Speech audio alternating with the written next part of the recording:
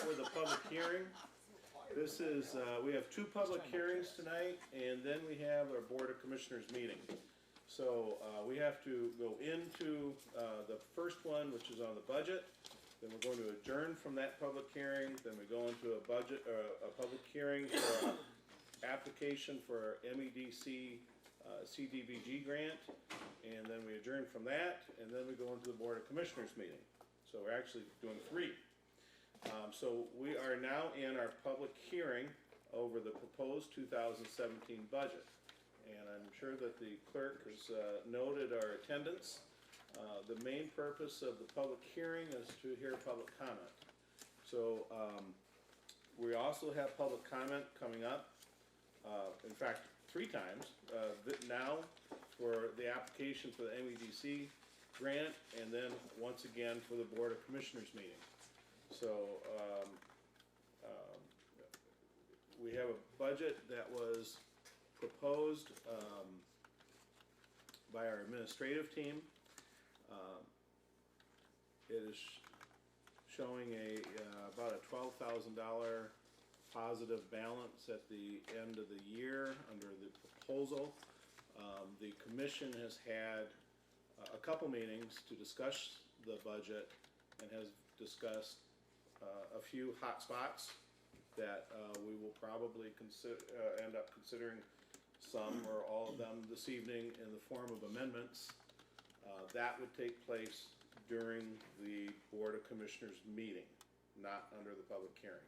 Public hearing is required by the state of Michigan as part of the process. So if anybody, to be honest, you can speak about the budget either now or when we get to the Board of Commissioners meeting. Either way is fine. But this is your opportunity to speak under the budget hearing for the proposed 2017 budget. So I'll call for public comment again. And a third time. Seeing no public comment on the budget, I would declare that the public hearing is closed, and we move to the public hearing for the application for the MEDC CDBG grant, Community Development Block Grant. This is on page 2. This is a grant that comes in that helps. This is with the rehabilitation of homes, is it not, in our community? Callie, can you recall off the top of your head? This MEDC, Jim, you probably know, MEDC CDBG grant, is this for home rehabilitations? No, this is through regional planning. This is a different one. Yeah. The one that we're passing through. Okay, so, oh yes, this is the one that we've talked about a couple times. All right, we certainly will allow public comment on this. Jeff, if you wanted to speak on it, you're welcome to. If you don't, that's fine too. But if you do, just really the short version. Yeah, if I can. Just come up enough so that everybody can hear you. Sure. Jeff Hagan, of course, is the our main guy over at Community Development. So this is a grant that we're applying for, utilizing funding that we already have in hand from an Economic Development Administration grant in the amount of $4,000 and a contribution from the Chippewa County EDC of $4,000. So, and $28,000 from the Regional Planning Commission from a Regional Prosperity Initiative grant through the state. So, cost to the county is $0 from the county. Looking at $112,000 total project to hire a consultant to do a study of the region and Chippewa County for transportation logistics in a nutshell. So, okay, it requires a local unit of government. That's why we're proceeding through the county. all right. We like those grants where there's 0 local dollars. Me too. Okay, thank you. Yep. Would anybody like to speak under public comment regarding this issue? Second time, last chance, public comment on the MEDC CDBG grant. I declare public comment period to be closed, and I declare the public hearing to be closed for the application for the MEDC CDBG grant. We move to our monthly regular Board of Commissioners meeting. Declare that is open and call us to order. And as always, we begin with the Pledge of Allegiance. And let's see, we will have No, let's have Mr. German start us with a pledge this time. We've never done that before. Oh, go ahead, Jim. I pledge allegiance to the flag of the United States of America and to the republic for which it stands, one nation, under God, indivisible, with liberty and justice for all.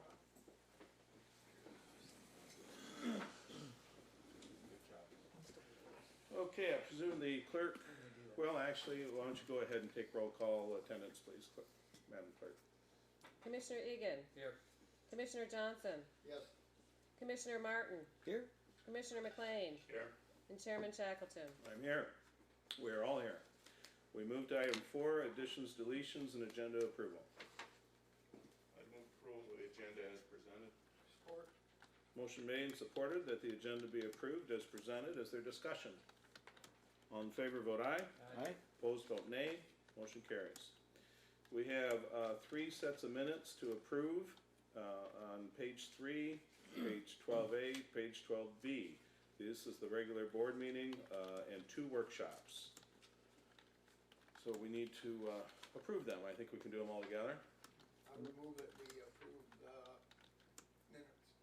I'll support. Motion made and supported that the minutes of the regular board meeting and the 2 workshops be approved. Is there discussion? All in favor, vote aye. Aye. Opposed, vote nay. Motion carries. Correspondence received in the clerk's office is on page 13. I'll make a motion, we forward those to the appropriate places. Support. Motion made and supported that the correspondence received in the clerk's office is acknowledged and forwarded as appropriate. Any discussion? All in favor, vote aye. Aye. Opposed, vote nay. Motion carries. Public comments. We move to public comments now. And this is your opportunity to speak.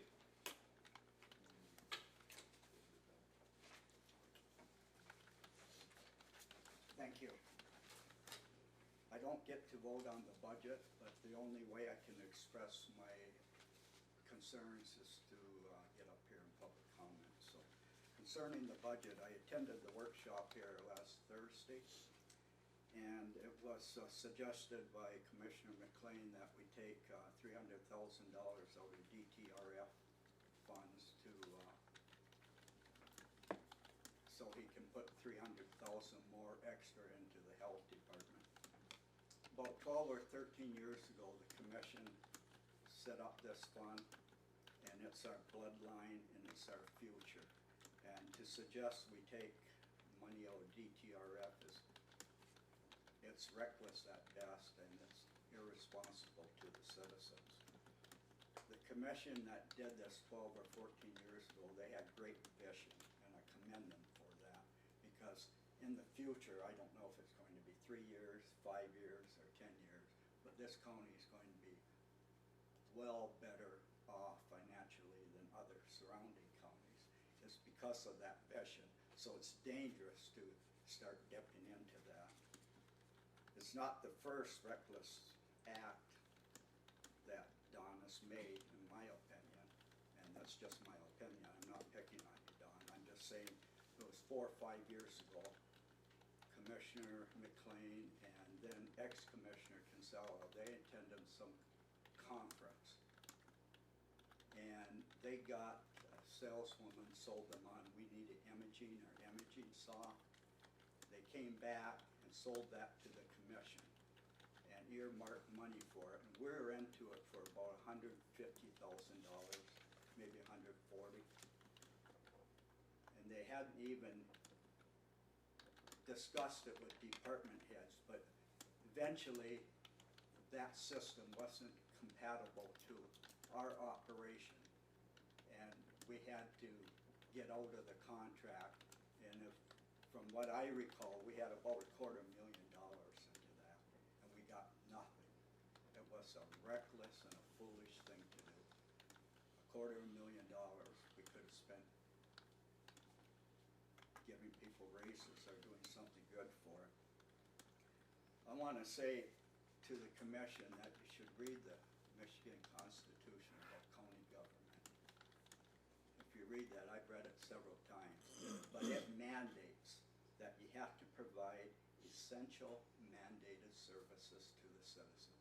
you need a county clerk, you need a treasurer, a register of deeds, the courts, the sheriff, the jail, the prosecutor. The list goes on and on and on. Nowhere in that list, and that's not, that shall provide, it's not optional. Nowhere in that list does it include things like the health department, EDC, or many others that use throw thousands and thousands of dollars every year. And it's not that they're not important, they provide some valuable services to our citizens. And when we can help them, we should help them, but we shouldn't do it recklessly. It's no secret, you know, that the health department's been financially failing for years. I think it started, just from my memory, they used to be on Arlington Street, and they come to the county, they needed aid or assistance to move over to Avery Square. And it wasn't very many years over there, and they're over their heads. They started coming to the county for general funds appropriations, and from what I recall, I remember first time, I remember 50,000, then it went to 100 or 150, 175, and every year we say, you know, that's it. I think 2 years ago, we paid off their rent with the understanding that you wouldn't come back for any more general fund money, just 2 years ago. I know year after year, they took our money and they give themselves pay raises. And there's 5 or 6 years, there isn't a county employee who got a raise. As sheriff, I have part-time people that work for $10 and $12 an hour. They haven't had a nickel raise since 2009. Not a nickel, think of that. And I never seen anyone make a motion to take some DTRF money and give them a pay increase. You know, it's almost embarrassing to me. 2009, they haven't had a nickel raise. The health department has developed an addiction to our general fund. And you want to throw $500,000 their way right now, all you're doing is filling a needle and putting it in their arm. We have to fix the problem. They're important to our community. But if we allow them to bleed us continuously, we're going to be in the same position as everyone else. We're not going to be able to provide our mandated essential services. I'm not against the health department. I don't want anyone to think that I am. But you people are elected to fix problems and just not to throw money at them. I think Jim German presented a reasonable budget, and it's a short-term solution to making them solvent, and then we have to look at long-term solutions. Eventually, they're going to cost millions of dollars because they haven't taken care of their unfunded mandate. It's going to cost taxpayers up to, could be a couple $1 million. My other concern is about DTRF, use it for a roof, $300,000, but when you get in there, there might be some structural damage. There's going to be other issues. It could be $400,000, $500,000, or even more. And that's so dangerous to take that money. So I'm just saying, pass the budget that Jim German presented. I know Kelly worked on it, probably Chuck, a lot of people. It makes sense. We have to help the health department. Let's do it in the right way. And I don't have a vote, but come January I will. And I want to publicly say that, Rudy, I'm sorry for campaign we had, but I plan on working with Commissioner Martin, Scott Shackleton. I think I want to restore some basic common sense to this board, some respect and some dignity. And we have to solve the health department's financial issues. I guess, thank you. Thank you, sir. Public comment period still open. Anybody else care to speak under public comment?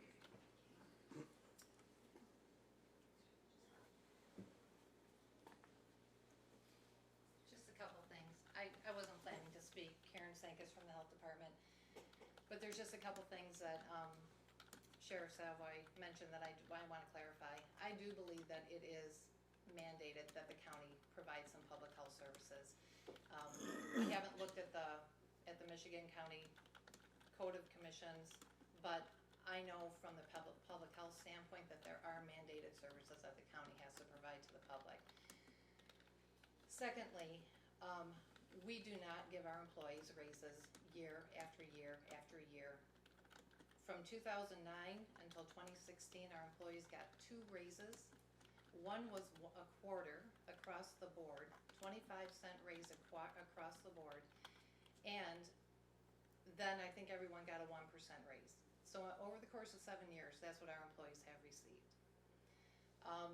The other thing is, at the workshop on Thursday,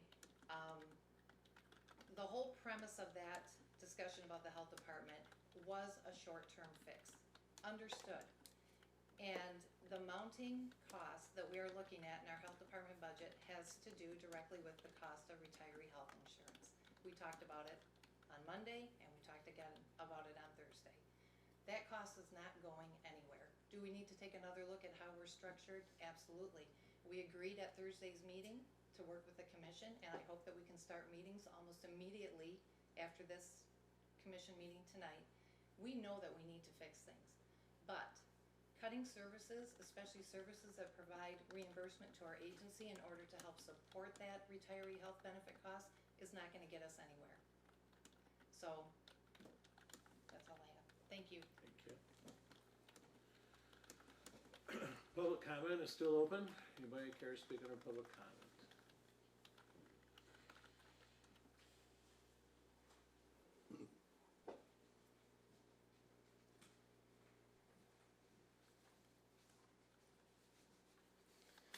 My name is John Lechner.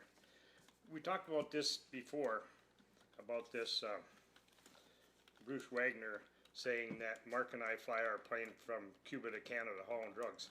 Well, the other day, my probation officer called me and he told me that he was concerned that I was talking to the customs people and the ICE people there because they were uncomfortable, and he doesn't want me talking to them anymore. But I think I have a right, I think we have a right to find out why the man lied. So I was thinking today, I'm gonna put a letter together and ask you people to sign it, just saying that I'm a constituent and that you represent us, and we should have a right to know why these people lie. Now, I got a letter yesterday from the ATF. I've been asking them since 2013 to admit that I had a explosives license. Well, yesterday they admit it, but then they say that it was pending.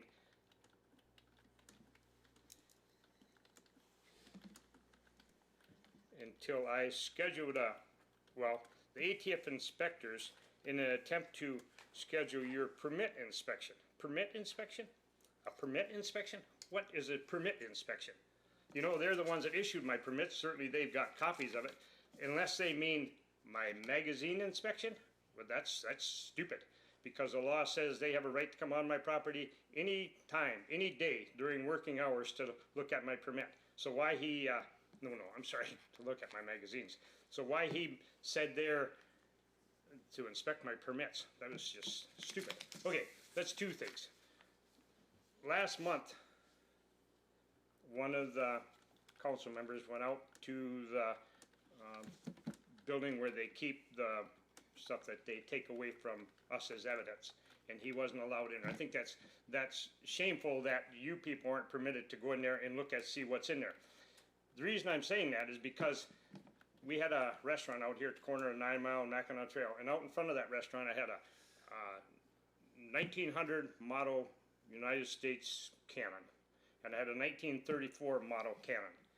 Well, this special agent with the ATF, he decided that just himself, he decided that they were destructive devices, so they had to be taken away. So he hired a wrecker, and they hauled them out to this building. Well, once I got in that building, I got a letter from the ATF. No, it wasn't ATF either. It was the government that said that the cannons had been given back to my son. And then I got a letter from the ATF saying that the cannons were destroyed. Nobody knows what happened to these cannons. But they were very expensive cannons. I didn't realize it at the time.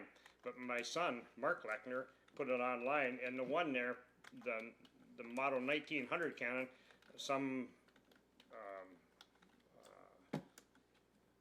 arms dealer, antique arms dealer, let's say, offered Mark $32,000 for that cannon. And the damn thing just disappeared.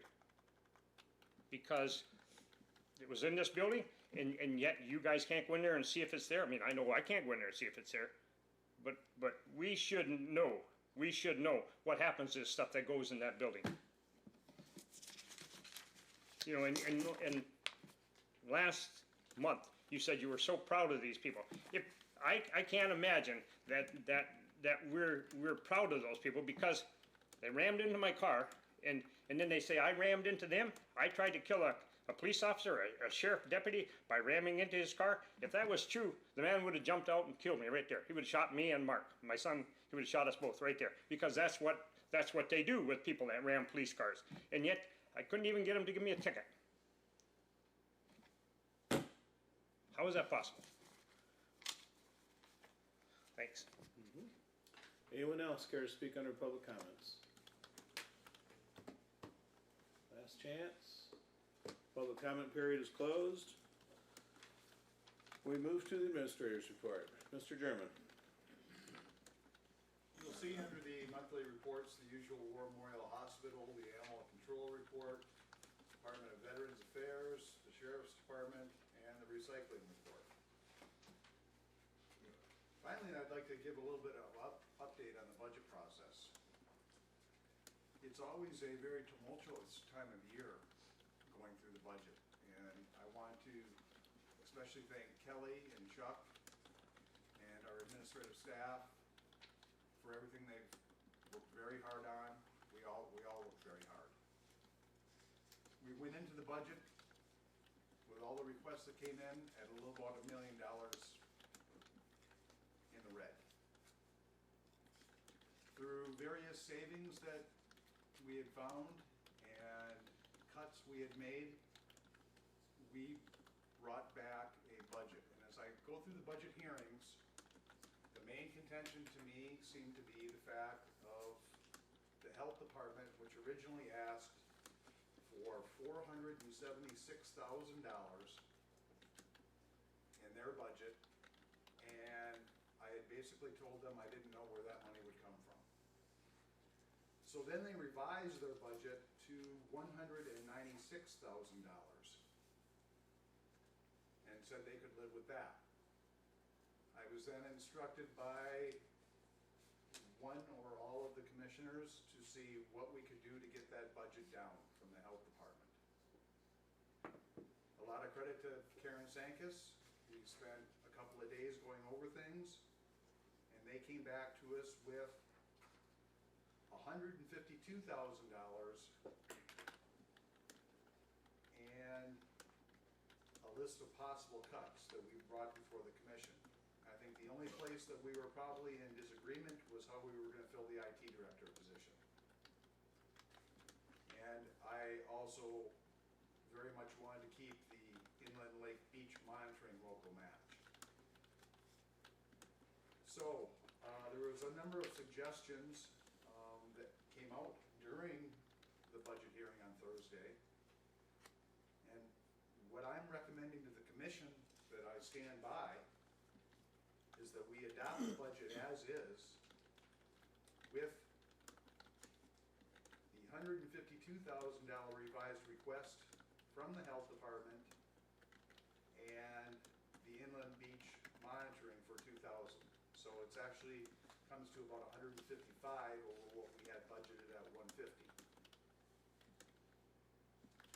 The reason I'm doing that is because not only do I believe it, and we have a lot of work left to do on this budget in the coming years, but it was suggested that we do take money, and I think Rudy said it best, the fund balance acts as a checking account, and our DTRF savings account for emergencies. What's not in the budget that you don't see is if you choose to take money out of fund balance, is we possibly have next year, depending on how an AG attorney opinion turns out, a $300,000 liability out there. If we do not prevail in the dark stores lawsuit, we're probably looking at another $100,000. That $400,000 would all have to come out of our fund balance. Therefore, I believe, and I ask that the commission adopt the budget as is with the revised appropriation to the health department of $155,000, which leaves us with approximately $6,000 left in a $12 million budget. Thank you. Thank you, Administrator German. Okay, we move to number 9, old business. We have no old business listed. And so we will move to item 10, which is new business. We start with several resolutions. The first one being a special recognition for Eileen Bittner. And this is on page 35. I would move resolution 1623, special recognition for Eileen Bittner. Support.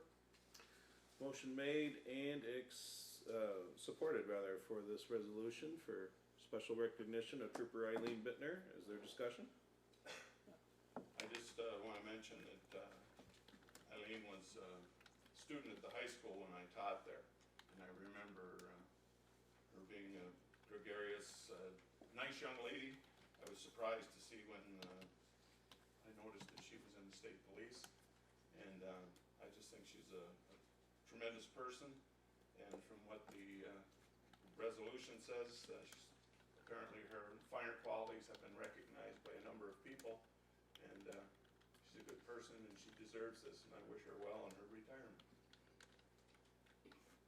I don't know if I can support this one. For one, she's got to be too young to retire. You would think. Two, worked with her for, about 8 years or so at the middle school. She works with our kids, talks to them about the importance of sexting, being safe, internet safety. How do we replace that? That's tough, because she did a fantastic job. She was there on call. If we had a situation, she would come and she'd talk to the kids. Eileen is an absolute treasure and is truly our county's loss. Do we have to let her retire? That's too bad. But she is wonderful. She is absolutely. We talk about public servant and law enforcement personnel who go above and beyond. It's Trooper Bittner that they're talking about. I do wish her luck, but it is our loss. Thank you, Commissioner. So I think it's universal that we appreciate Trooper Bittner's service to our community with her time as the Michigan State Police Trooper, and congratulate her on her retirement. And I am kind of shocked as well, because she seems way too young to retire. Yeah. But good for her. Congratulations. Would the clerk please take a roll call vote on the resolution? Commissioner Egan. Aye. Commissioner Johnson. Yes. Commissioner Martin. Aye. Commissioner McLean. Yes. And Chairman Shackleton. Yes, and that resolution passes. We have resolution 1624. This is on page 36. It is the CDBG application and authorizing resolution and letter of support.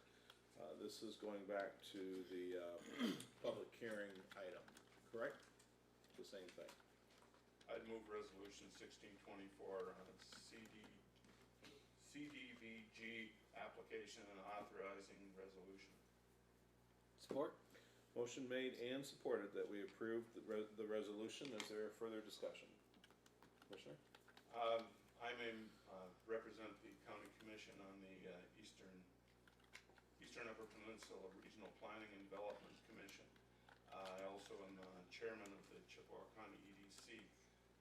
We've worked together on this project because we want to study possibilities of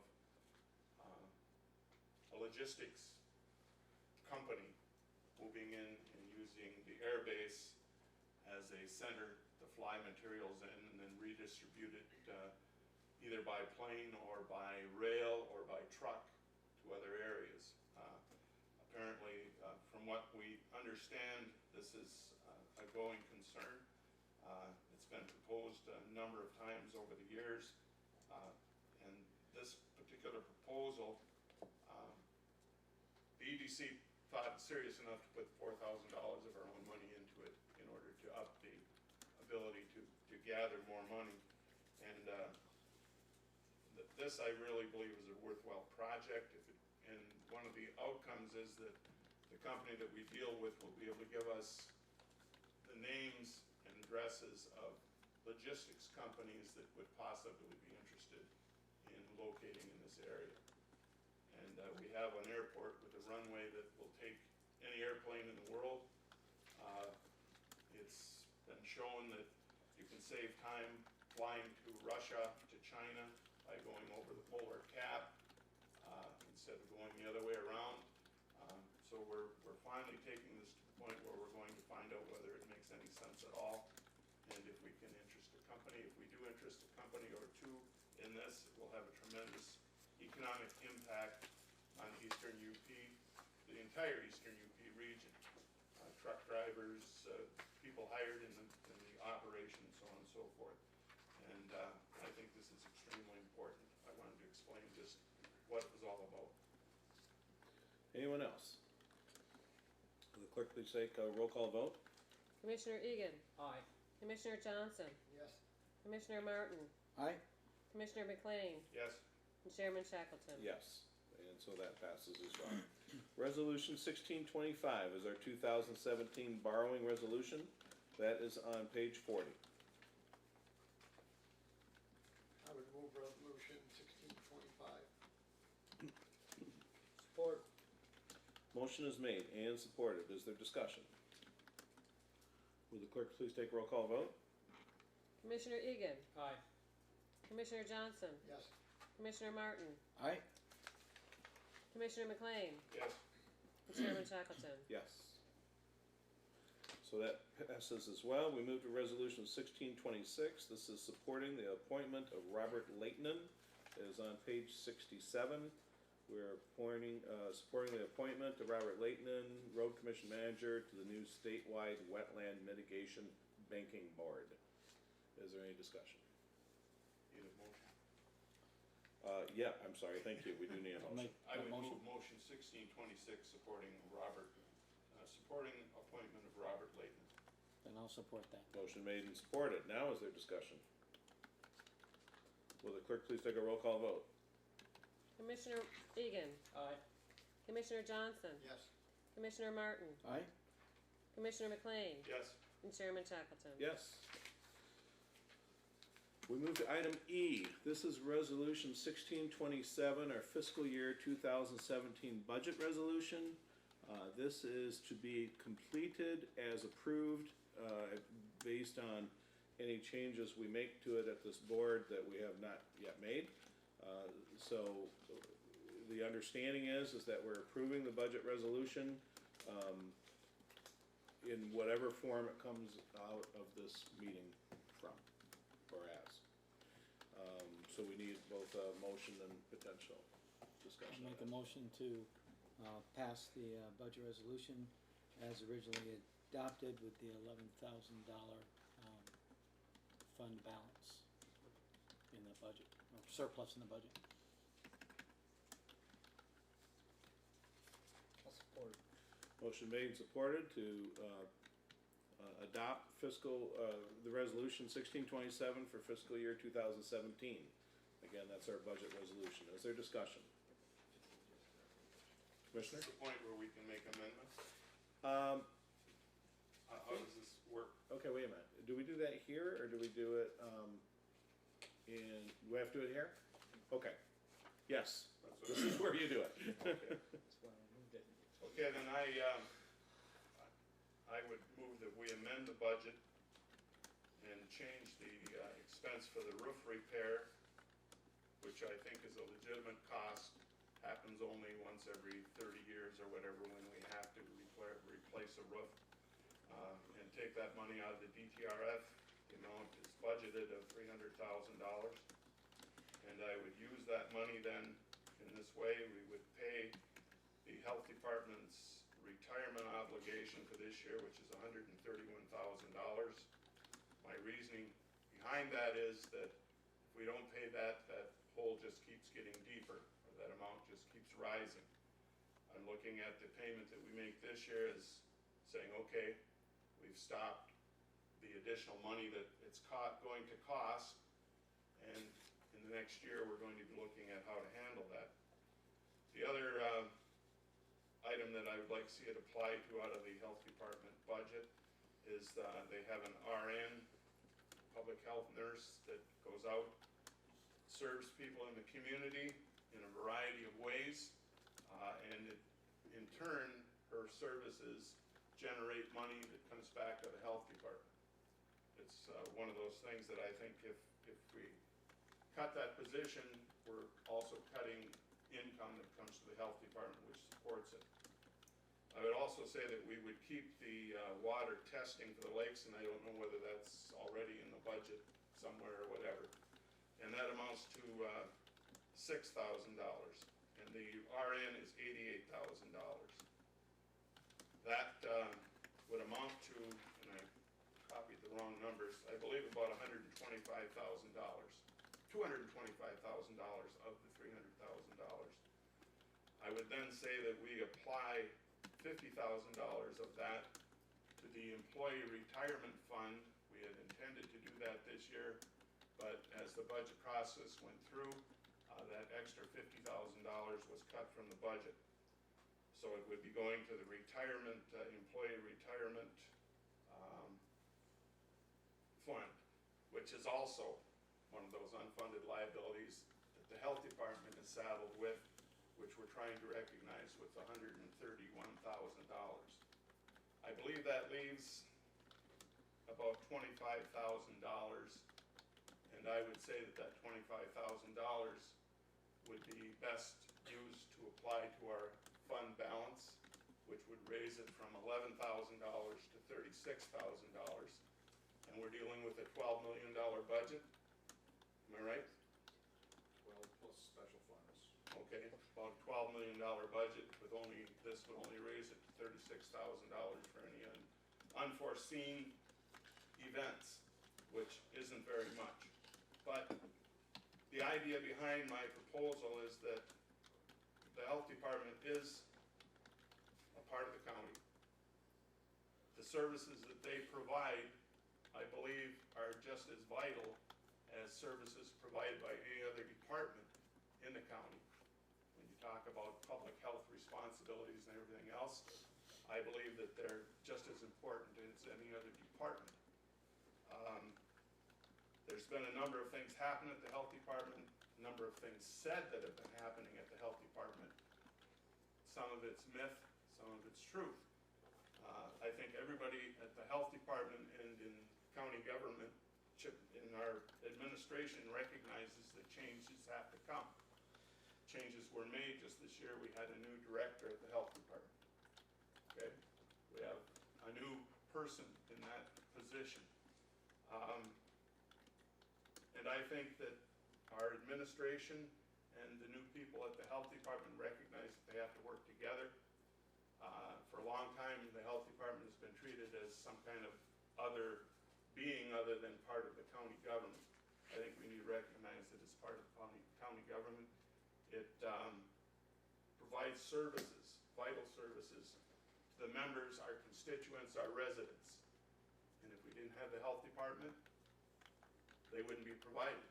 If we cut staff, we're cutting the amount of services and the quality of the services that are provided to our residents. And we have a responsibility to make sure that our residents are taken care of. That's what we're all about. The DTRF, as far as the way it functions, if we didn't take any money out of the DTRF, ever, okay, as some people seem to think, we should just leave it alone, it would continue to mount and mount and mount and mount. And I don't anyway propose that we rob the DTRF to the point that it isn't able to meet its responsibility, which is to cover buying back the taxes from all the other entities or whatever. When they go to collect the tax bills of money, the treasurer through the DTRF makes the schools and all the other agencies whole. They provide the townships, I believe, the money that they're required. Okay, so that they don't have to worry about shortfalls when people don't pay their taxes. And that's what that is. And in turn, the townships and whatever agencies turn the obligation of collecting that money, people who don't pay their taxes, the responsibility then falls on the treasurer. They make every effort to collect those taxes.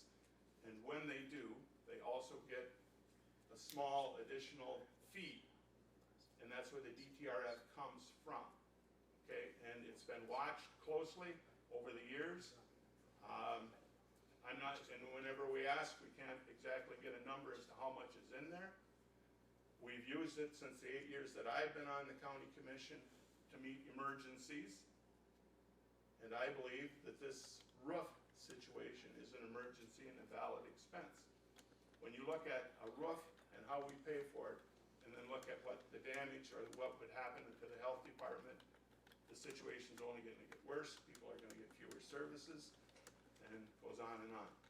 So that's why my proposal is what it is. Also looking at the $50,000 that we put into our employee unfunded liability, whatever it's called. That extra $50,000 means that our payments eventually end sooner. We're talking 5 years out, maybe it's a little closer than that. And that was one of the things that we thought that I helped vote on, was to take that money out of the DTRF and apply it to, was it employee retirement medical funds or something like that? Okay? Yeah, it's before 45 funds. Yep.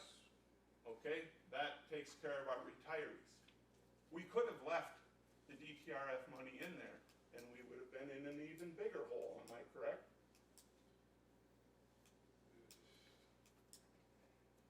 There are a number of ways to look at it, but that is If we definitely. hadn't taken any money out of the DTRF to do that. The DTRF was used for a couple of other things, other emergencies. You don't spend it on payroll, okay? You spend it on projects where buildings have leaky roofs. We can let the roof go. We can do that. Hear people complain about that after a while. I've been here long enough to know that we have problems with roofs. That's why my proposal is there, and I think that it's a reasonable approach to solving, or reasonable approach to the budget which addresses the issues of the health department. All right. Before we go any further, let me just explain the process where we're at. We have a motion on the floor that's been supported to, and get back to you in a second, Don, to adopt the budget as recommended by the administration. What we can do at this point is you would be offering an amendment Yes. to the motion that's on the floor, okay? So that's sort of the process. We have the motion out there, and now you're gonna be, presumably offering a motion to amend the motion on the floor, okay? So, is that a motion? I believe I did make that when I started into this. I forgot, it was a little while ago. I go on and on, okay?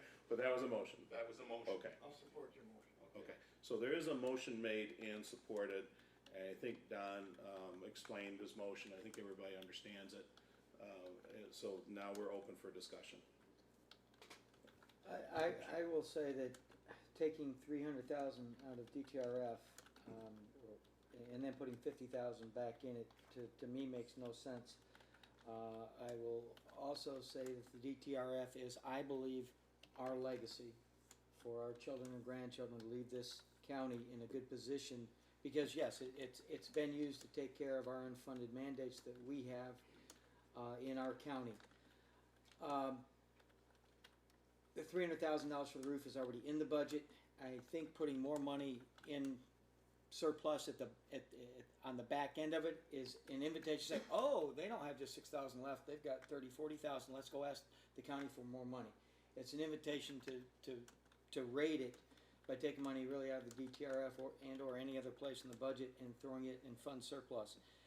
I'm also worried that if our fund balance, or whatever you want to call it, gets small enough, it will affect our ratings on our bonds and the amount of interest it costs us to borrow.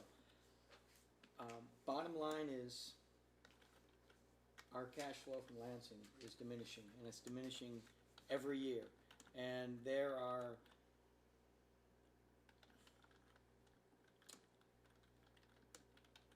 funds that are going to dry up or go up, and it's going to be in the hundreds and hundreds of thousands of dollars that we don't have. I would rather have a layoff here and a layoff there and a layoff here than to have a mass layoff in 5 or 10 years, because we've piddled away fund equity, we've piddled away the DTRF, and then what are we left with? We're left with a bare bones health department. We're left with a devastated sheriff's department. We're left with the truly the basic services, where if we just hold on to this money and hold out a little longer and restructure. The election results last Tuesday showed that the culture in Lansing is not only not changing, it's going to be more emboldened to cut even more money and suffocate us even quicker than they already are. Because that's what they're doing. Any of you out there who are department heads, you know that the pie gets smaller and smaller and smaller, and November did not change that. In fact, it made it worse, because now they're going to cut off even more. There's a reason why the dark store thing is the way it is, because our governor and legislature, we have one man holding up the whole thing, refuses to let this go, continues to give corporate America a free pass at our expense. How on earth Walmart needs our money more than we do is totally beyond me. And the election is not going to change that. In fact, the election only, well, see, that's the way they want it. Give the corporations the breaks and stick it to all the rest of the entities. What is going on is only going to get worse, and we have got to draw the line. And I don't want to lose any people. I don't want to lose any services. I have elderly parents and grandparents in this county, and the thought of them having diminished care scares me to death. But that's my personal feeling, not my public servant feeling, which is we have to balance the budget. We have to be fiscally responsible. And it hurts. But it hurts a lot less if we take care of it now and toe the line now, instead of kicking it down the road. And that's what we're doing. If we adopt this proposal, we are kicking it down the road. We'll have to take the heat from the health department. We deserve it, our choice, our vote. Or 5 years down the road,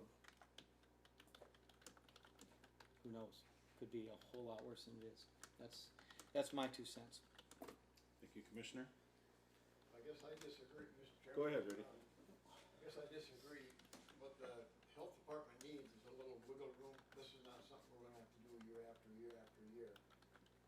We've all been in a financial situation where you just needed a little wiggle room to get on their feet. We've got 2 people running it now that I believe are gonna make a big difference. 300,000, I know it's a lot of money, but in today's world, that's not a lot of money. And our health department brings in $7 million that is spent around the area. I don't know how long it takes for that money to leave the county, but it's 4 or 5, 6, 7 trips it takes before it leaves.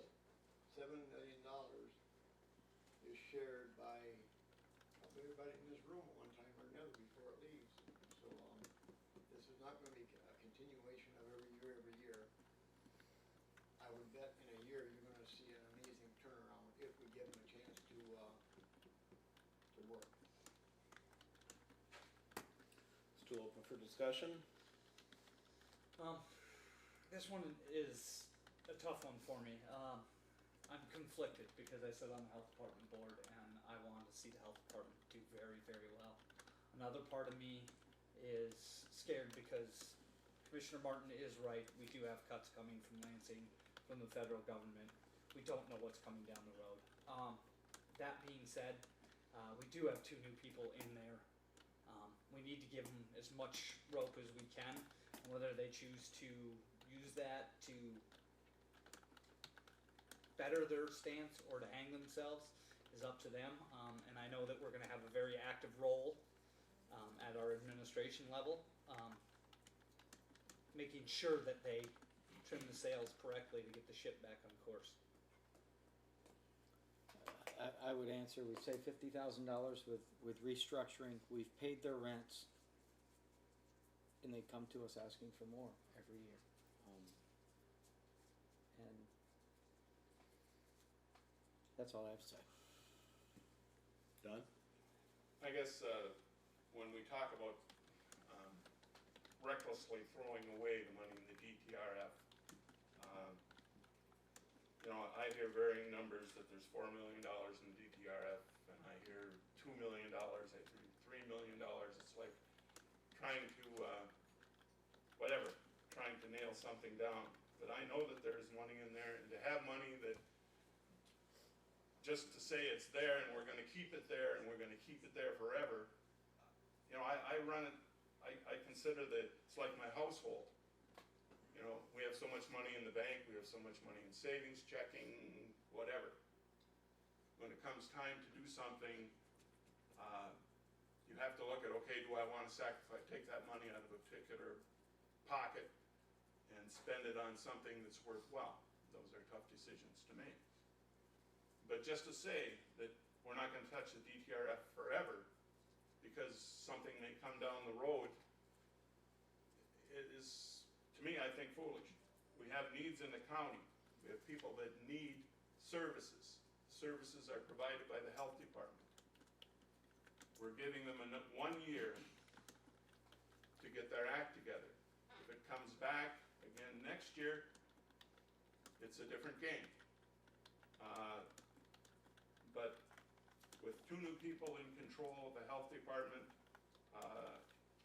I think this is a logical solution. I guess if you wanted to say we would take the $50,000 that Commissioner Martin says we're putting back into the DTRF, no, it's going to the retirement money that we pay to reduce our obligation. We're not putting it simply back in the DTRF, okay? But if you want to take that $50,000 that we would be applying to our employees and retired employees, retirement fund, to make sure that it stays solvent, and put it on the bottom line of our budget, that would raise our, I guess, real quickly, raise our bottom line surplus to $83,000. I'll tell you, that can be gone in a week, and it isn't the amount of money that organizations are gonna come in and say, well, give us 5% raise. I think it's close enough that you can't, it's not a bargaining point. It's not a bargaining point. So, I believe this is a reasonable approach to serving the needs of our community, our residents, and giving the health department an opportunity to get back on their feet. And it's not something that is unprecedented. We've used money out of the DTRF very sparingly before, and it's still healthy. And it isn't something that doesn't continue to grow. It continues to grow, and we keep using it, but it does continue to grow a little bit each year. And to me, this is, again, a reasonable approach to a big problem that we have in county government right now, which is the health department remaining solvent, providing services, and figuring out a way to dig themselves out of their liability for their retirees' health insurance. The other thing about the health insurance retiree plan, I remember I was a teacher for 30 years. It was easy to put those things in. All fringe benefits were cheap back years ago when the baby boomers were coming through. Didn't cost anything. Well, times change, and all of a sudden those things get really out of shape. And that's what we're dealing with here. If we had been able to look up the road 25 years ago, we would have cut employee retirement, health insurance back then, and we wouldn't have this problem. But we're here now, we have to play the cards we're dealt. And so I stand where I am on this, unless there wanted to be an amendment to my amendment, which would be to take that $50,000 out and apply it to the bottom line of our fund balance. Is that the correct proper term? Fund balance? Surplus? Surplus for this year. Surplus for this year. All right. I think everybody had your chance, happy? All right, well, you may have guessed, I've got a little something to add. Although it is brief. The county fund balance is our savings account. It's our rainy day fund. We should protect it vigorously. This county is made up of hardworking men and women. The various departments strive to be responsible with their budgets. The other budgets, the county treasurer, E911, the county clerk, the courts, all the other departments in this county have asked for modest increases to their budgets. These departments work hard to not spend all the money that they're even budgeted every year. Pulling $250,000 out of the county fund balance for a one-time infusion of cash to the health department is an insult to these fiscally responsible departments. What are we saying to these departments who know that they need another person, but they know better than coming forward and asking for it? Well, the sheriff's department that cuts out a police vehicle this year because we asked them to trim back their budget and make other cuts as well. So these other departments, they come forward and are very, very modest and ask for very little. So we have an option. We have a budget proposal from the health department that makes some cuts and brings them in line. Do we like cuts? Of course we do not like cuts. But we're not doing anyone a favor by putting off the inevitable. We need to work with the health department cooperatively. Technology services is a great place to start and help provide all the services that we can afford to our community. Now, the health department is made up of great people also. Karen and Lana, I have full confidence in you guys. I know you care. I know that you want to provide all the services that people need in our community. They're good folks. We've all had experience with the health department. Unfortunately, their ends are not meeting. And for us to say, look, don't worry about it, here's $250,000 out of our savings, it's not just a bad idea, it's irresponsible. A couple of cuts that they have proposed and said we could make these cuts is a much better idea. So that's all I've got. And you know, one other thing, I mean, we can make amendments to the budget as the year goes by. If the health department can show us that if we bring on this $85,000 nurse, we're going to generate $100,000 in revenue, yes, let's do it. You know, bring us that information. We'll work with you. But for us to just start off the budget by saying, here's an extra $250,000 out of our fund balance, I think it's very ill-advised. And frankly, I think that the correlation drawn between it and ImageSoft is not inappropriate. It's an irresponsible use of money. So, go right ahead, Don. I guess the difference between the health department and the county clerk and the county treasurer is that we as a county are satisfying their unfunded liability, their retiree health care issue as a county. We're satisfying that already, so they don't have to worry about that. Where the health department has $131,000 in expenses for employee, retiree, former health care issues, medical, whatever it is. That's what's killing them. They've said right from the start, that's what's killing them.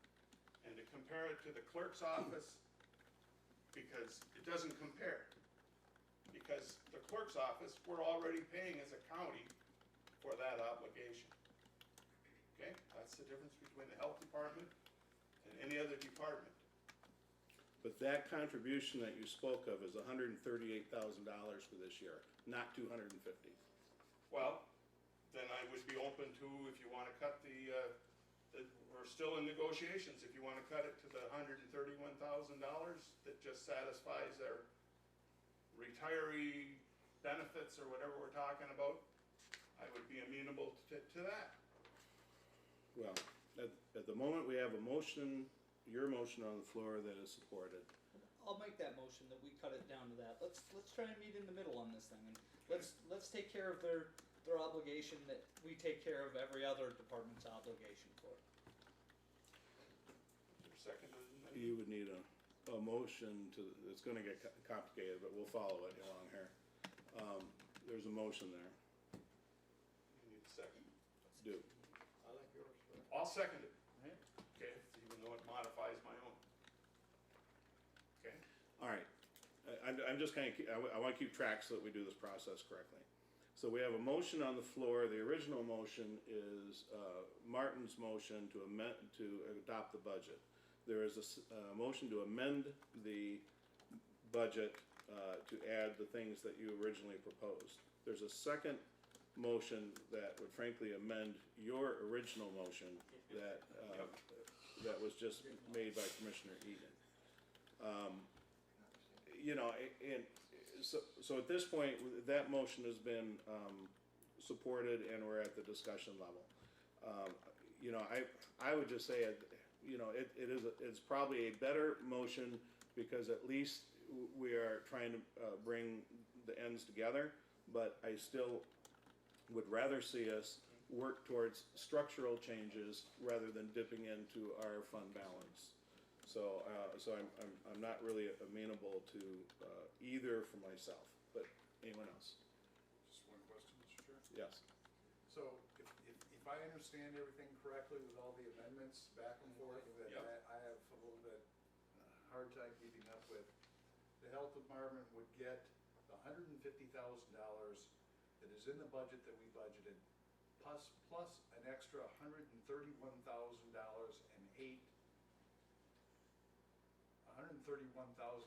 extra to pay off their OPEB, and that would be the final budget.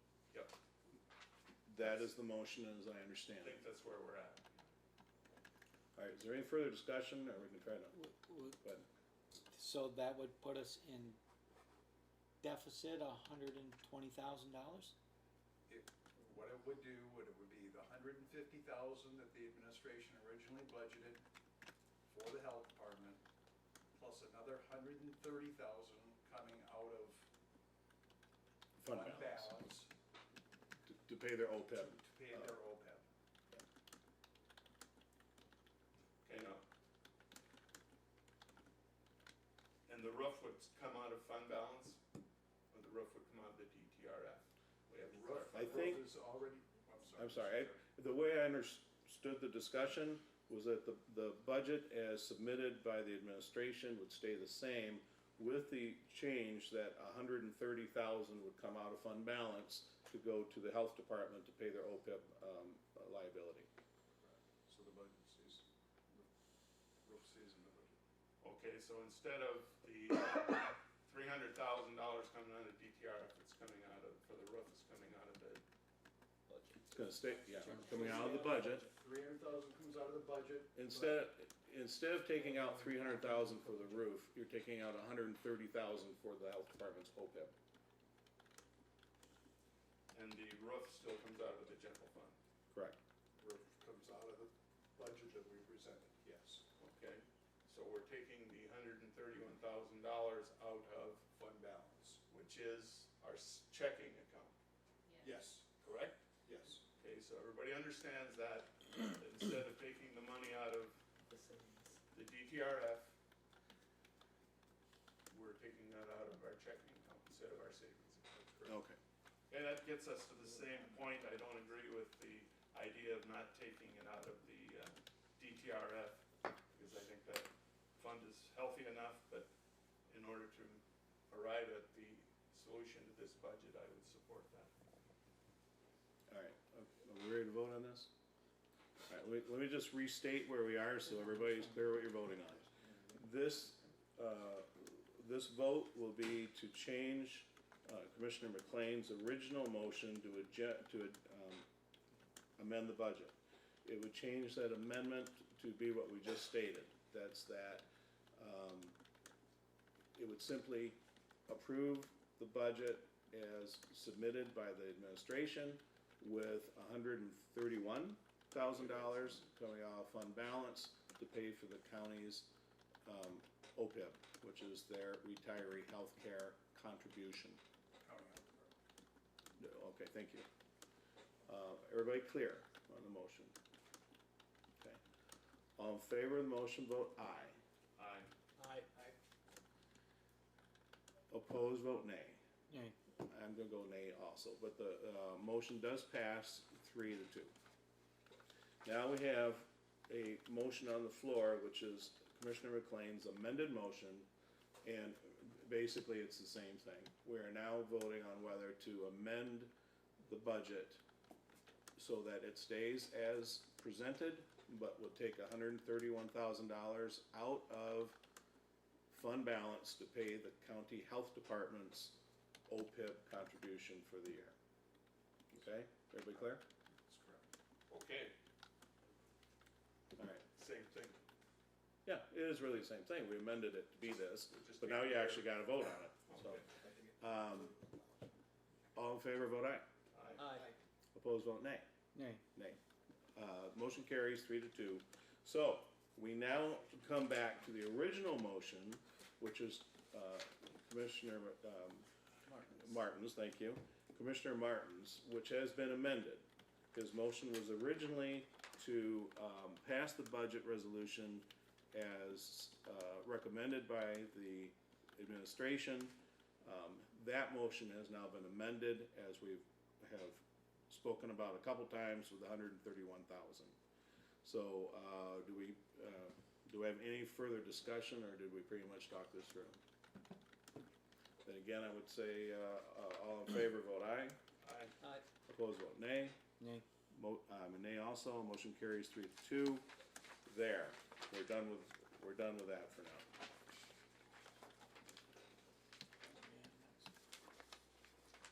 And I'm just pleased I was able to keep everything straight. I'm We- impressed. Thank you. Item 10F is vacancies and announcements for board and commissions. That is on page 69. We advertised for boards and commissions. We have a list of them that came in.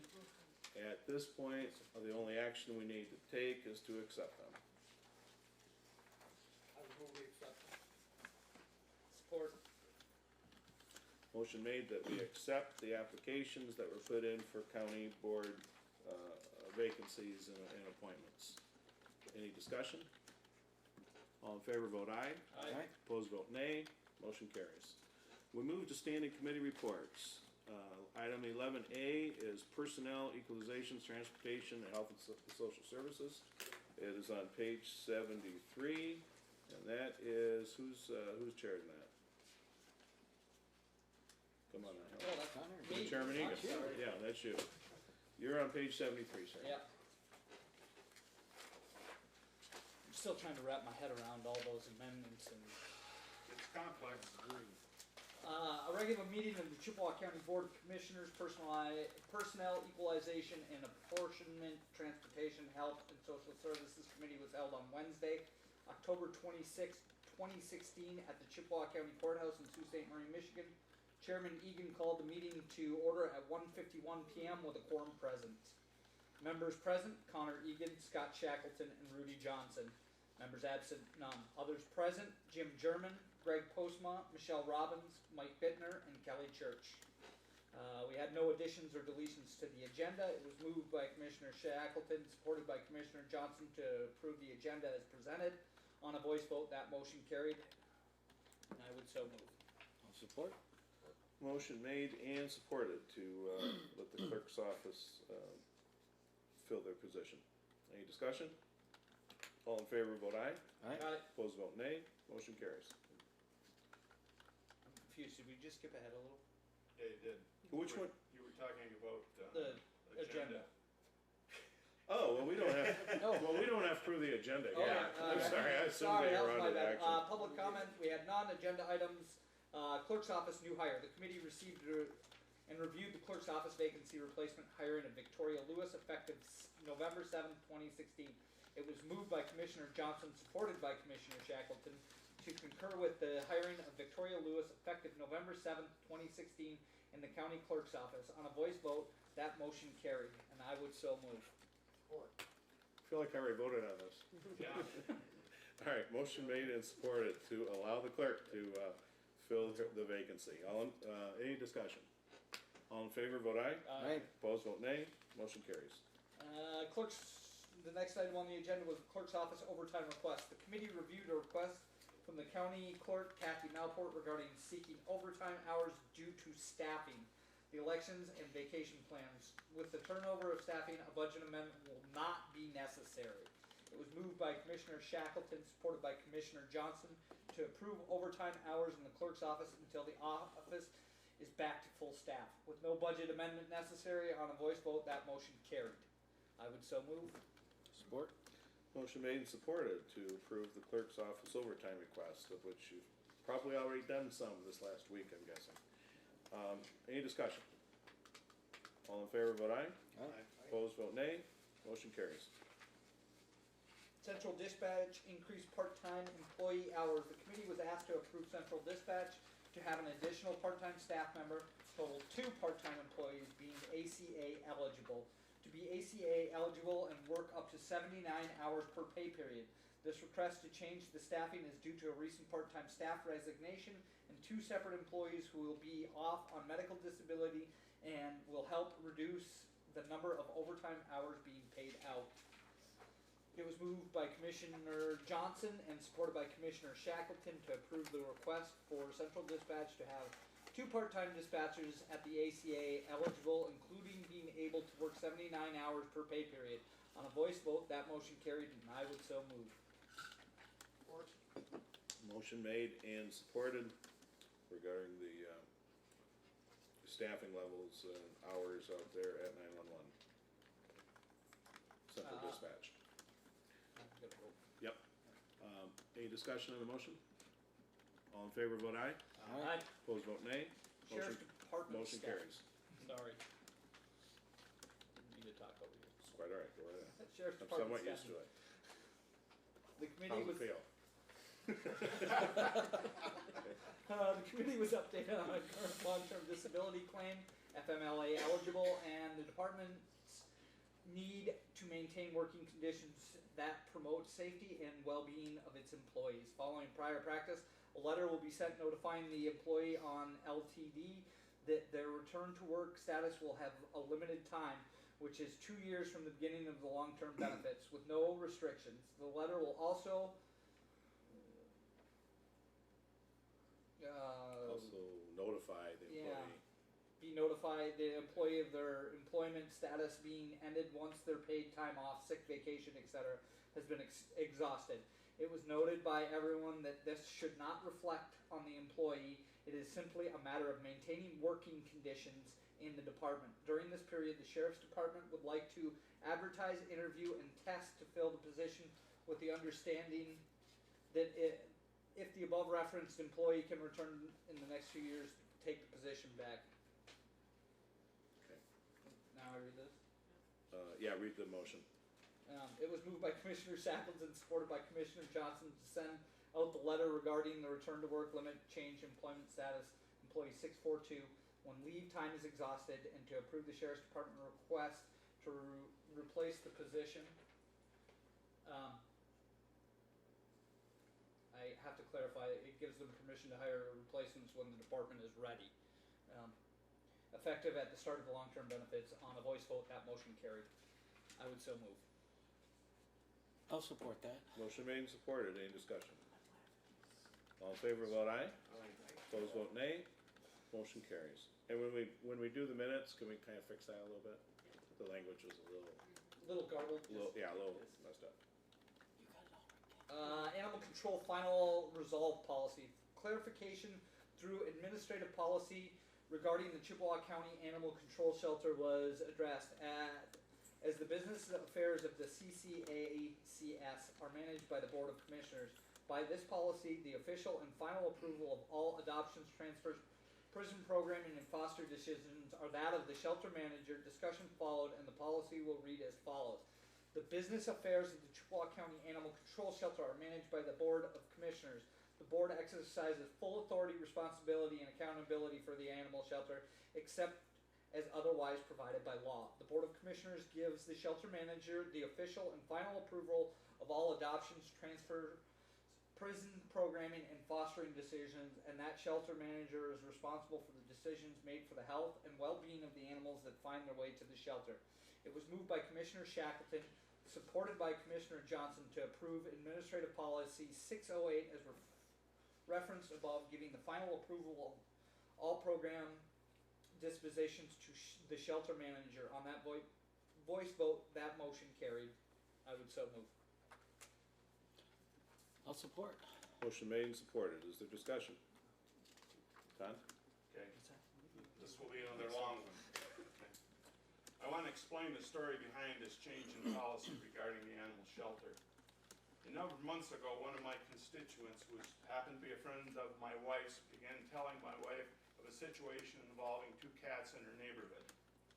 The lady lives down a short road that has only 4 houses that are on city-sized lots, so this isn't 40 acres out in the country. This is near Sault Ste. Marie. It is easy to notice what is going on in the neighborhood. About 2 years ago, she noticed that one of her neighbors brought 2 kittens home for their grandchildren. The cats were not allowed in the house. They were relegated to a detached shed in the backyard. Within a short time, the grandkids lost interest in the cats. The cats then roamed the neighborhood, which is bordered by woods, and soon the cats just disappeared. About a year ago, the same people brought home 2 new kittens for their grandkids, and again assigned the kittens to the same shed in the backyard. The story repeated itself as the grandkids soon lost interest and the cats began to roam the neighborhood. My wife's friend and another neighbor took notice of the cats, that they were using their flower garden as litter boxes, and that they were at their doors seeking food. It was then that they noticed that both cats were pregnant.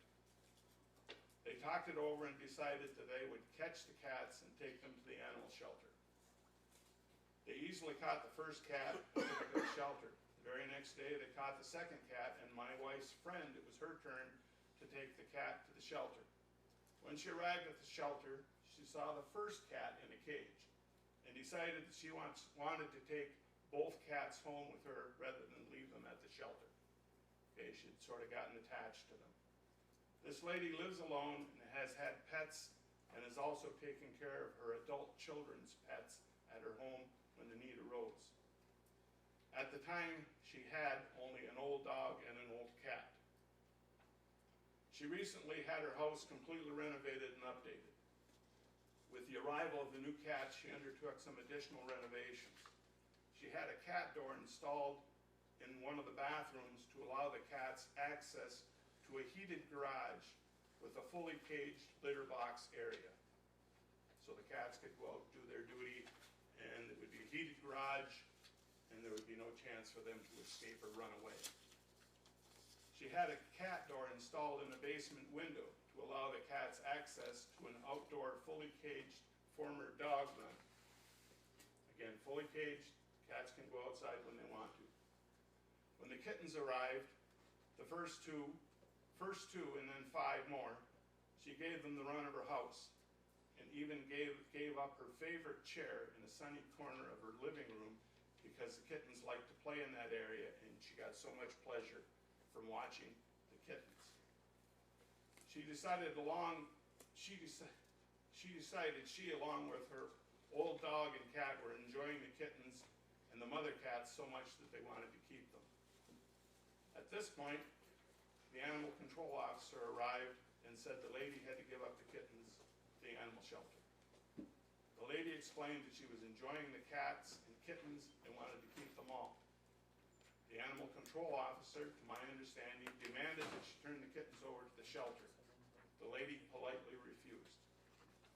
Within the next few days, the animal control officer contacted the lady's daughter and asked the daughter to help convince the lady to give up the kittens. I understand the animal control officer then threatened the lady that she would contact the county prosecutor and get a warrant, have the sheriff come and remove the kittens.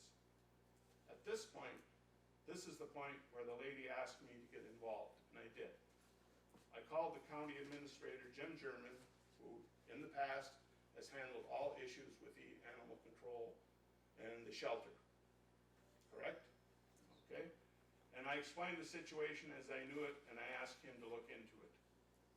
I explained the history, and the lady was in her 60s, financially stable, and that she had spent thousands of dollars remodeling her home and then spent hundreds of dollars renovating the house and area to accommodate the new cats and kittens. I explained that the lady takes very good care of her pets and even buys her food at the pet food store instead of at the grocery store because it's different quality. Mr. German apparently looked into the situation to decide that the cats were very well taken care of and that there was no good reason to take them from the lady. Shortly thereafter, the animal control officer put together the proposal to change policy 608 so that she would have the final say in the adoption and placement of animals. I think this is wrong for a number of reasons. First, I believe that any resident of Chippewa County should be able to contact their commissioner and ask for their help in dealing with issues of county government. Secondly, I believe every resident should have the right to a reasonable appeal process. With this change, there would be no appeal, as a resident would have to come before this county commission to plead their case. Most residents, I think all of us are familiar with our voters and our residents in our area. Most residents would be so intimidated by having to appear before the county commission and plead their case that they would just give up. So I think it's unreasonable. Next, we need to remember that the animal control person is not elected, but is hired just like a custodian or a clerk in one of our other offices. With this change, a non-elected person would have the final say in what is a very sensitive area of pet adoption, and that type of thing. I don't like to fool around with pets. My wife has 2 cats. They live in the house. I grew up on a farm. Cats stayed outside. When we got married, she wanted cats. I said, fine, but they have to be well taken care of. We spend hundreds of dollars each year taking care of our animals. Lastly, we need to remember that we have operated for many years with the present policy, and there have been very few problems. I don't see a need to make a change that will restrict our residents in their ability to get fair treatment in their dealings with the county government. Thank you. Anyone else? Yeah, Administrator German, you and I spoke at length after this, about this very subject, and you felt that it was, well, explain to me what we were discussing, that you thought it was taking you out of the middle of it. There's 2 ways to look at it. Okay. One, whatever the commission decides, of course, is up to them. And it takes a burden off the administration, because I don't think anybody likes to be put in a position like that. And we all have a lot on our plate, but these situations don't come up that often. I said also that I thought that there should be some type of appeal process, and I said if that's directly to the county commission, that would be fine. It takes administration out of it, but I was concerned about the job description of the county administrator that acts as a screen for the board in these types of situations, and about the precedent that may be set. However, I made it clear that whatever the commission decides is fine with me in this case.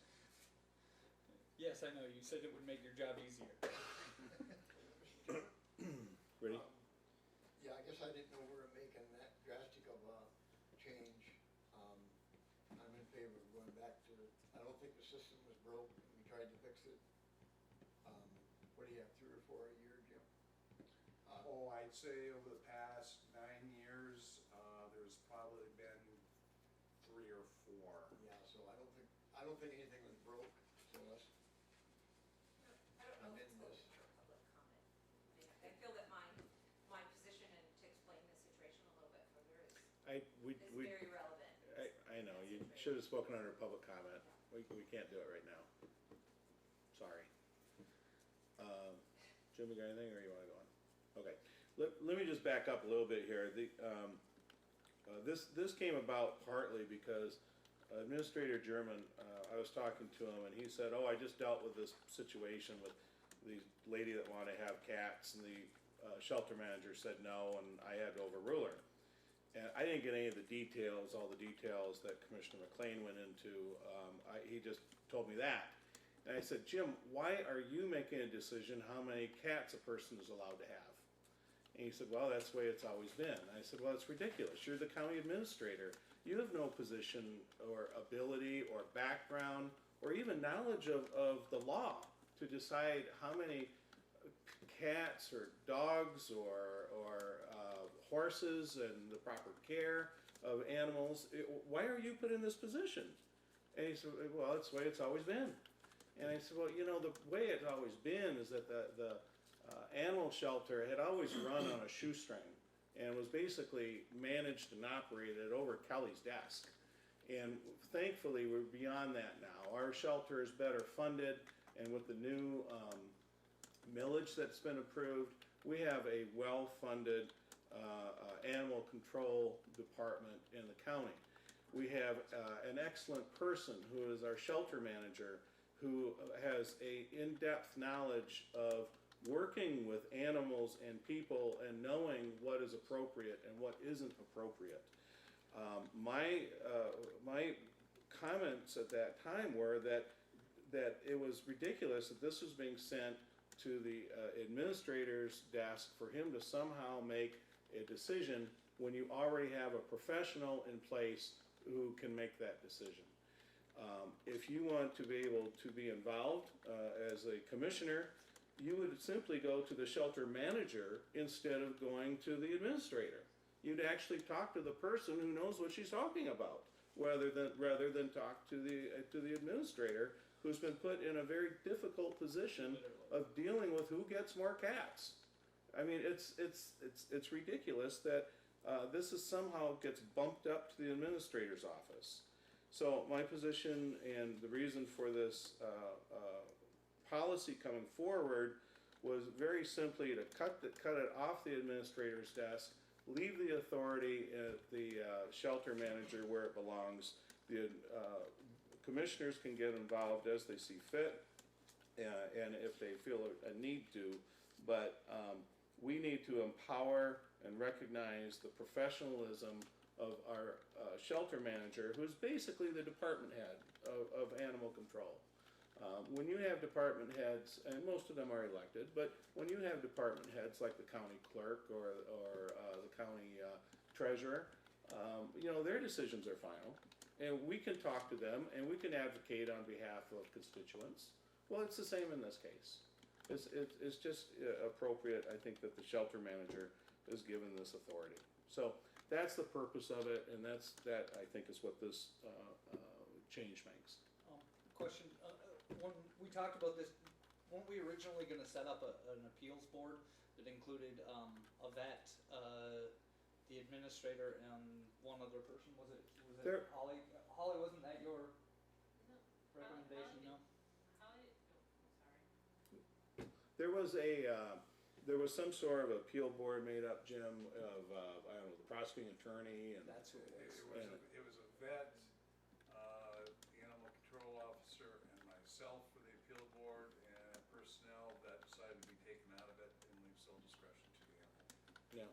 Well, and again, what what we said at personnel was, well, let's try this. Let's give the shelter manager the responsibility and the authority, and if it turns out it's not working, then we can change it. But to me, it's silly that it ends up on the administrator's desk, who, I'll say once more, has no background in making these decisions of who gets more cats and doesn't get cats, and whose horse should be taken away from them for ill treatment or whatever. I mean, the administrator shouldn't be put in that position. So that's the reason for this policy. As you mentioned, there is a difference between the department head and animal control because she's not elected. The other treasurer, clerk, and so on are elected and they're given certain responsibilities. Hmm. So there's a difference there. Now, if you want to, I guess, from all appearances, the cats were well taken care of. It could have been just left at that. Now, if you want to go and check on people who have too many cats, go to some of the farms. Okay, I talked to a farmer the other day. He said, I had too many cats around my place, so he says, I took my 22 and when they would pop up, I would shoot them. He said, but I made a mistake and I shot too many. I only have 2 left now, he said, so I gotta, okay, that's, you know, and when you go to a farm, I lived on a farm. Okay? Cats all over the place. The animal control on the cat population is that a female cat would have a litter, a tomcat would come along, kill the litter, and that was also part of the population control. So it gets ugly, but I think that we're trying to fix something that isn't broke. We run into, and I think common sense fell by the wayside in this situation somewhere along the way. Because I understand that the prosecutor was approached to get a warrant, and I'll tell you, history of prosecutors being approached about doing some things. We approached them as a county commission, the previous prosecutor.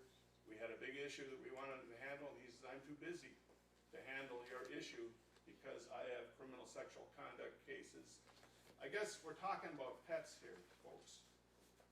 And I think we need to realize that common sense has to prevail. So I think we don't need to adopt any change in this. I think it's operating fine, and I think we need to step back, and some people need to step back and exercise some common sense relative to where they're going and who they're approaching to handle an issue.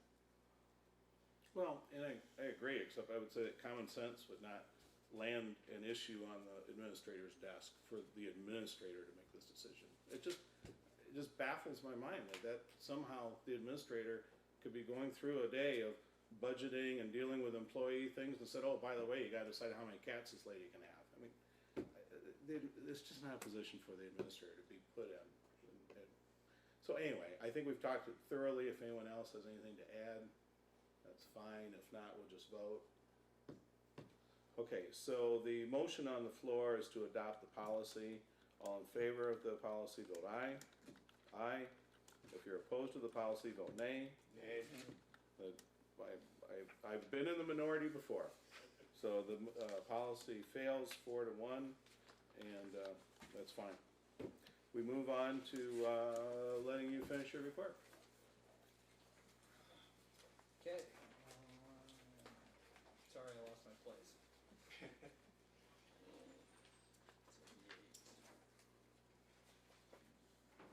You're gonna go to, right at the end, really the adjournment, you just want, Yeah, to can accept. we skip to that, is that all right? Yeah, just skip to accepting the meeting minutes. Okay. We moved that, committee chair had no comments. It was moved by Commissioner Johnson, seconded by Commissioner Shackleton during the meeting. On a voice vote, that motion carried. I would move that we accept the minutes as presented. Support. All right, so the motion is to accept the meeting minutes, personnel equalization, enforcement, transportation, health, and social services committee. Meeting was October 26th. All in favor, is there discussion on accepting the meeting minutes? All in favor, vote aye. Aye. Opposed, vote nay. Motion carries. We have one more item here, finance claims and accounts, Commissioner Martin. Regular meeting of the Chippewa County Board of Commissioners Finance Claims Account Committee was held on Thursday, November 10th, 2016, Chippewa County Courthouse, Sault Ste. Marie, Michigan. I called the meeting to order at 2 p.m. with a quorum present. Myself, Commissioner Shackleton, Commissioner McLean, Commissioner Egan, and Commissioner Johnson were there. No one was absent. Others present were Jim German, Karen Senkus, Donna Forrest, Margie Hank, Paul Stanaway, Ryan Herring, Greg Postma, Tammy Payton, Michelle Robbins, Kathy Melport, and Kelly Church. It's moved by Commissioner Shackleton, supported by Commissioner Johnson to approve the agenda with the addendum on a voice vote. That motion carried. There was no public comment offered. The committee, though, did receive the treasurer's report, about monthly visa statement and a letter from MAC regarding changes in workers' compensation to Comp 1 and Resolution 1625, the 2017 borrowing resolution, which is on the agenda for Monday's meeting. The resolution brought up a lot of discussion with questions, answers, and differences between DTRF and fund balance. Agenda items, administration travel. Reviewed the administrator's travel via email communication with the board, needing an official motion for this. The Travel Asnava for Upward Talent Council, we needed to have representation on the East End. Therefore, it was moved from the East End, therefore it was moved by Commissioner Johnson, supported by Commissioner McLean, to approve the administrator's travel. That's now on October 21st, retroactively for an Upward Talent Council meeting. On a voice vote, that motion carried, and I would so move. Support.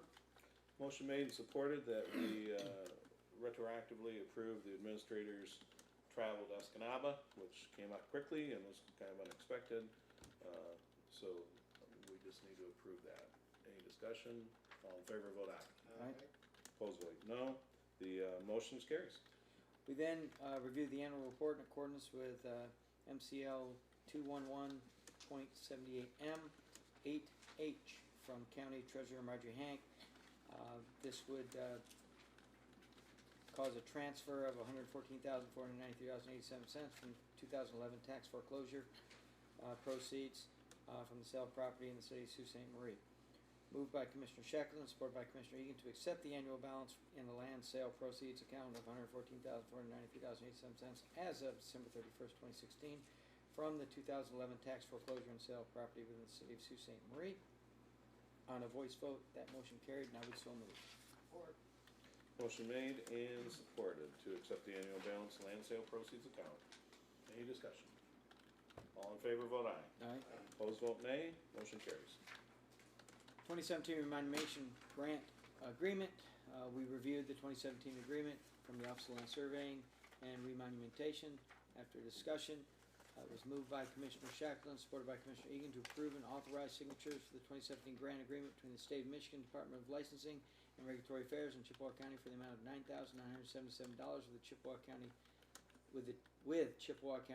contributing an additional $15,000 for county remonumentation. On a voice vote, that motion carried, and I would so move. Support. Motion made and supported that we approve the remonumentation grant agreement. Is there any discussion? All in favor, vote aye. Aye. Opposed, vote nay. Motion carries. We also had a short discussion on which price we were going to approve for travel policy reimbursements for meals. We went with $10.25, dinner $24.25, and breakfast for $10.25. We then reviewed a request from the shelter manager regarding installation of a more permanent way to enclose the outdoor kennel. This was all done by donation, and the account went to Bell Contracting LLC for $5,300. Consequently, it was moved by Commissioner McLean, supported by Commissioner Egan, to approve the estimate from Bell Contracting in the amount of $5,300 to install the all-season curtain panels at the Chippewa County Animal Control for their comfort and noise reduction. And on a voice vote, that motion carried, and I would so move. Support. Motion made and supported that we approve the purchase of the curtain panels for the outdoor kennel. Is there a discussion? All in favor, vote aye. Aye. Opposed, vote nay. Motion carries. We then got an update on the dark stores defense agreement we have with the city and with the Eastern Upper Peninsula ISD.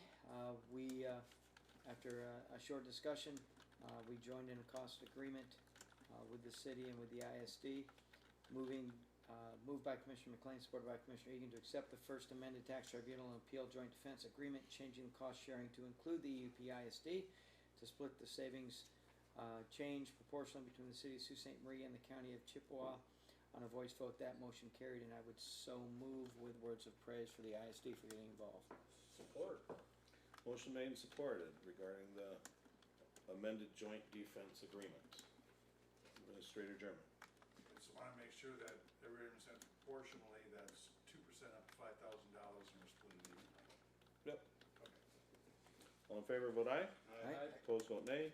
Motion carries.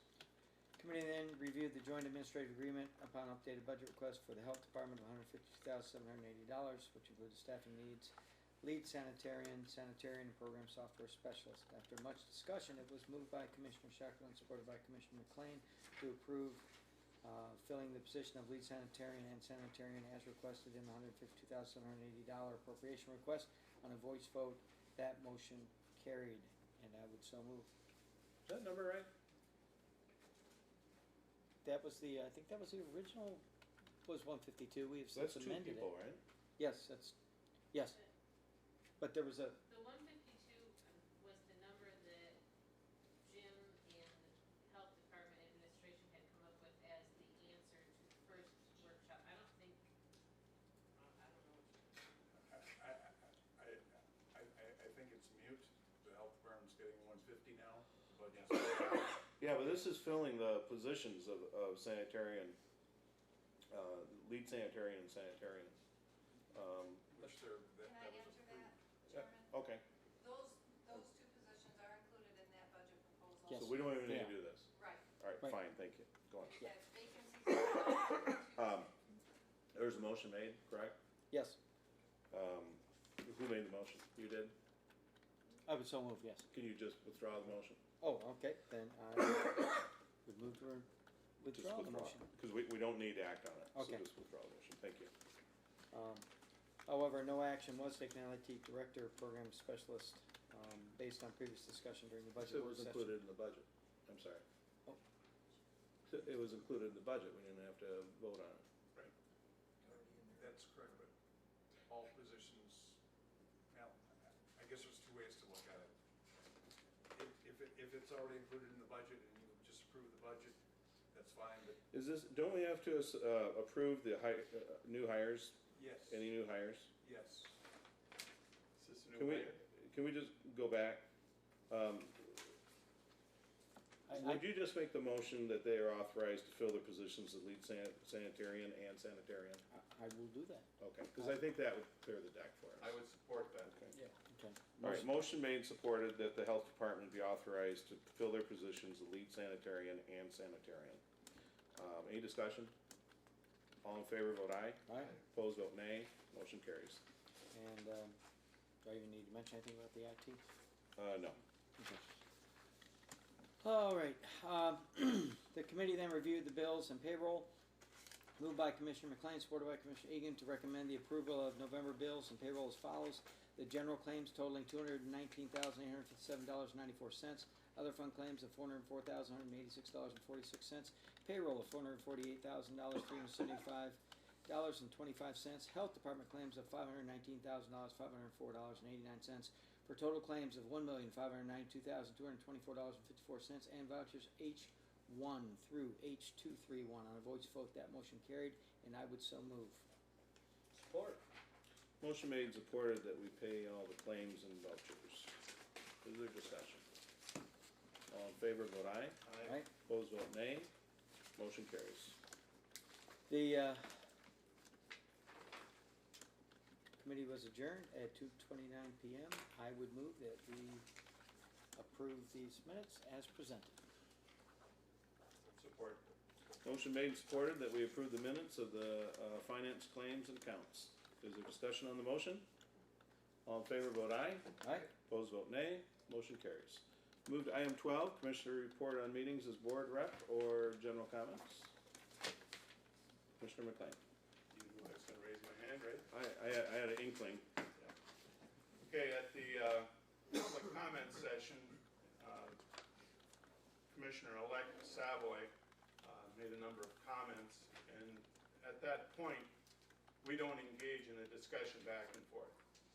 Okay? But I want to mention some things that, I guess, my side of the story, going back first of all to some reckless decision that was made a number of years ago, and Commissioner-elect Savoy indicated or portrayed it as simply a decision that was made by the county commissioners and forced upon department heads.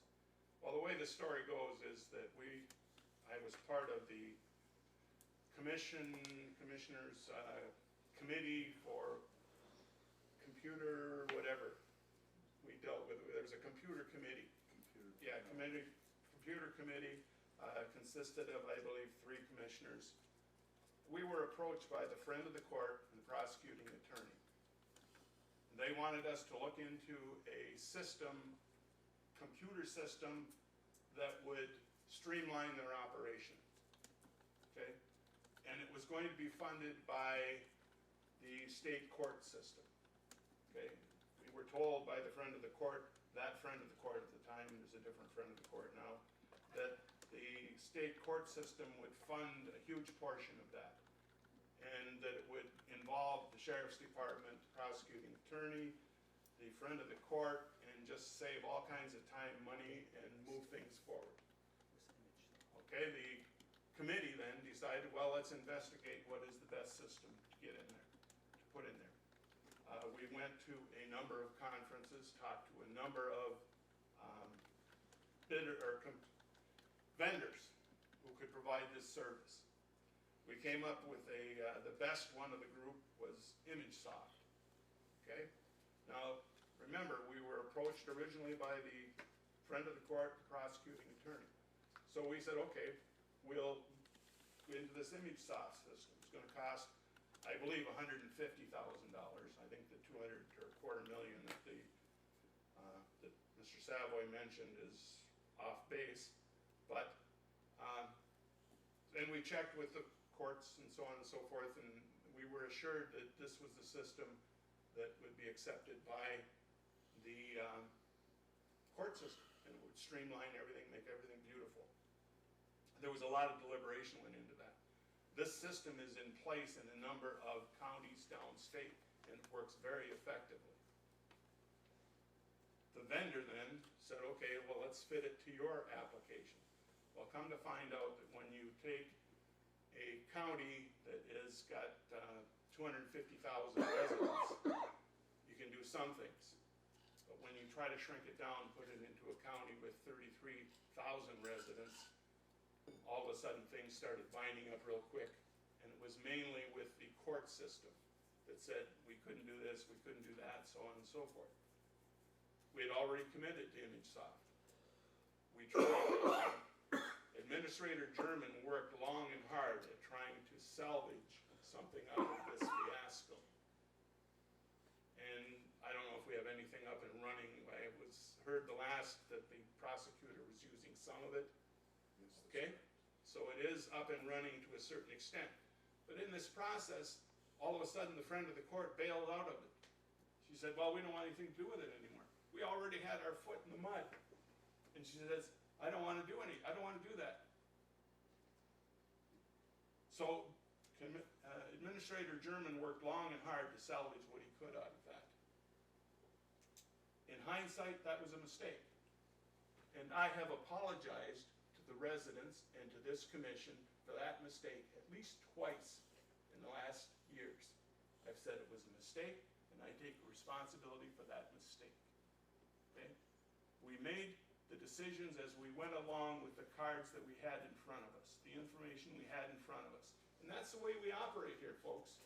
When we make decisions, we deal with what we know right then. In 2 weeks, the situation changes, and all of a sudden we find out that we made a mistake. We still have to play the cards we're dealt. And that you commit. You commit. So, that's one thing that I want to debunk right there. There was a lot of deliberation, a lot of thought went into that, and we intended to make it right. Administrator German worked long and hard to salvage what he could out of that. As far as raises over the last few years, I've sat in on personnel committee, and I think I remember something about negotiating a raise for road patrol and officers over the last couple of years.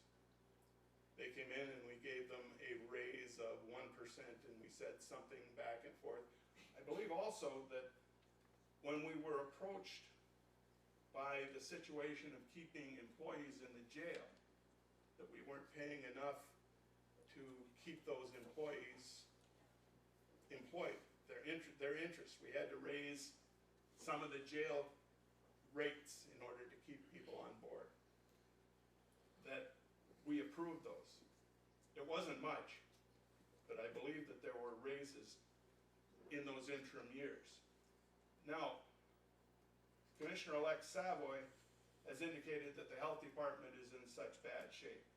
Well, I guess I would suggest that since there's going to be a vacancy on the health department board, since Commissioner Johnson is no longer going to be a commissioner on that health department board, that Commissioner-elect Savoy accept that position and explain or go in and work with the health department to figure out or tell them how they could save the money that is necessary to keep them solvent.